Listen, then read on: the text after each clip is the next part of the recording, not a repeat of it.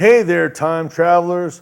Welcome to Doug's Rewind, podcast where we blast back to the raddest decade ever, the 1980s. I'm your host, Doug Martin, a true blue Gen Xer 80s guru, a rave party virtuoso. If you lived through the 1980s, you'll feel right at home. Buckle up, because we're about to take you on a neon-lit, synth-soaked journey through the decade that gave us mullets, mixtapes, and some of the coolest tech ever invented. Let's rewind. All right, let's kick things off with the tech that started it all, the personal computer. Yeah, I know today we've got laptops thinner than a slice of avocado toast, but back in the 80s, computers were chunky beige and had about as much processing power as your average toaster. Enter Apple. Steve Jobs and Steve Wozniak were like the Lennon and McCartney of tech, except instead of writing songs, they were building computers. In 1984, they dropped the Macintosh, and it was a game changer. It had this thing called a mouse. Yeah, a mouse. Not the furry kind, but a little device that let you click on stuff. Revolutionary, right? And don't forget that iconic Super Bowl ad. You know the one with the hammer and the Big Brother vibes? Classic. But Apple wasn't the only player. IBM rolled out the IBM PC in 1981.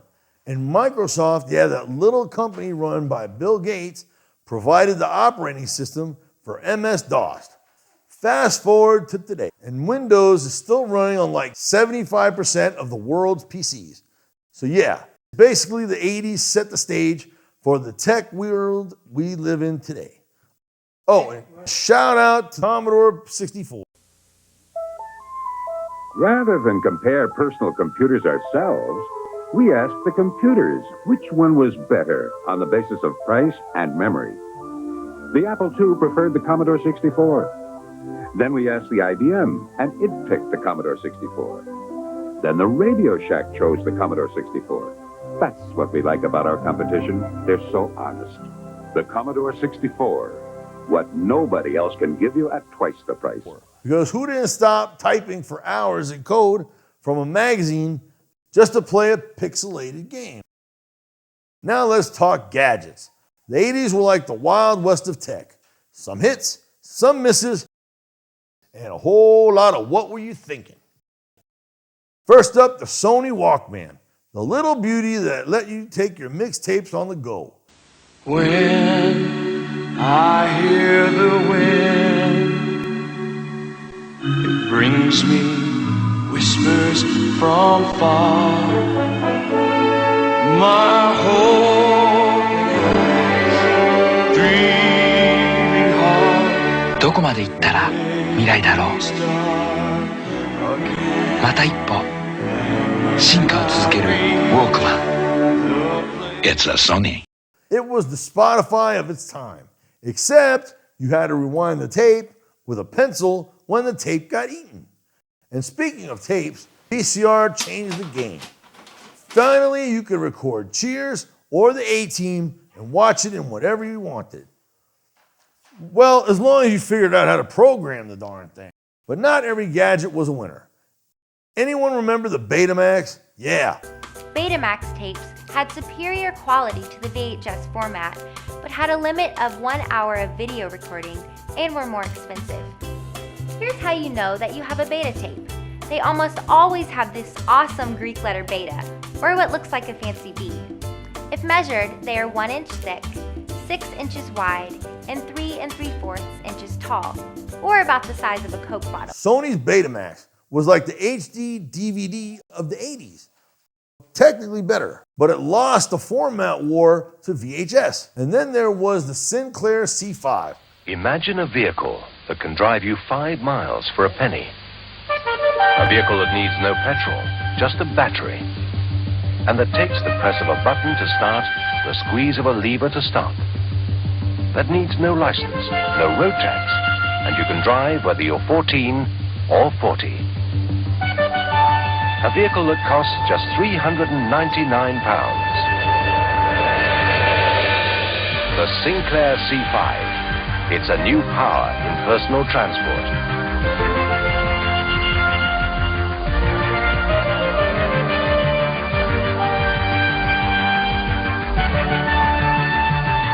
Sinclair C5, £399. Want to buy one?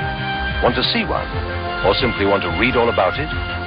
Just dial 100 and ask for a free phone C5. A car that looked like a cross between a tricycle and a toaster. Spoiler alert, it flopped harder than a hair metal band in the 1980s. But hey, the 80s also gave us the Game Boy, which hit the scene in 1989, but the ultimate portable gaming device. They said it wasn't humanly possible, but now you can have all the power and excitement of Nintendo right in the palm of your hand. Introducing Game Boy. It's portable, it's in stereo, and its games are interchangeable. Plus, Game Boy comes with the outrageous new game, Tetris. And for head-to-head competition, use the revolutionary video link and blow your opponent away. Game Boy, only from Nintendo. Now you're playing with power. Portable power. And guess what? Nintendo's still killing it today with the Switch. The Nintendo Switch 2 is the next step in gaming innovation. In handheld mode, the Nintendo Switch 2 is expected to operate at a clock speed of 561 MHz, delivering 1.71 teraflops of power. So some 80s tech really stood the test of time. It is now 1984. It appears IBM wants it all. Apple is perceived to be the only hope to offer IBM a run for its money. Dealers, initially welcoming IBM with open arms, now fear an IBM-dominated and controlled future. They are increasingly and desperately turning back to Apple as the only force that can ensure their future freedom. IBM wants it all and is aiming its guns on its last obstacle to industry control, Apple. Will Big Blue dominate the entire computer industry? The entire information age? Was George Orwell right about 1984? Today we celebrate the first glorious anniversary of the Information Purification Directives. We have created, for the first time in all history, a garden of pure ideology, where each worker may bloom, secure from the pests of vain contradictory reports. Unification of thoughts is more powerful a weapon than any fleet or army on earth. We are one people, with one will, one resolve, one cause. Our enemies shall talk themselves to death, and we will bury them with their own confusion. We shall prevail. On January 24th, Apple Computer will introduce Macintosh. And you'll see why 1984 won't be like 1984. Take a cassette out of its case, and most people just see an empty box. But Sony saw something quite different.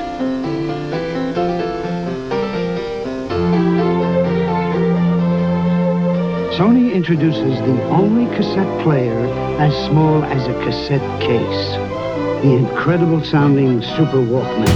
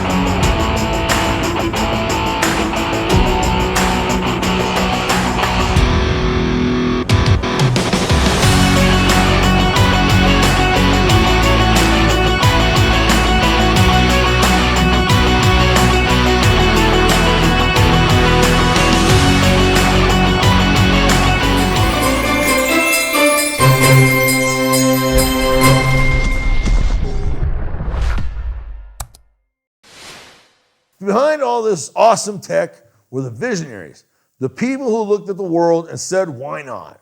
You've got Steve Jobs and Steve Wozniak who made computers cool.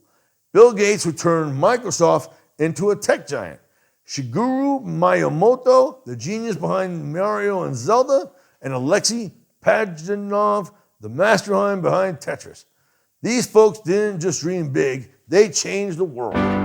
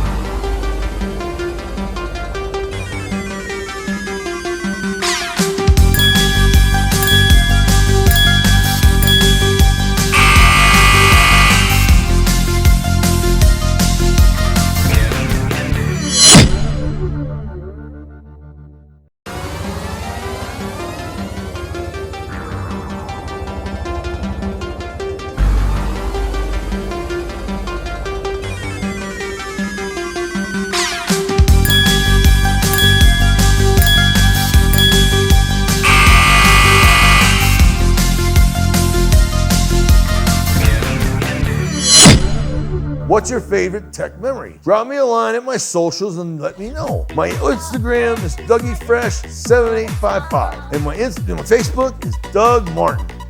Don't forget to subscribe to Doug's Rewind for more trips down memory lane.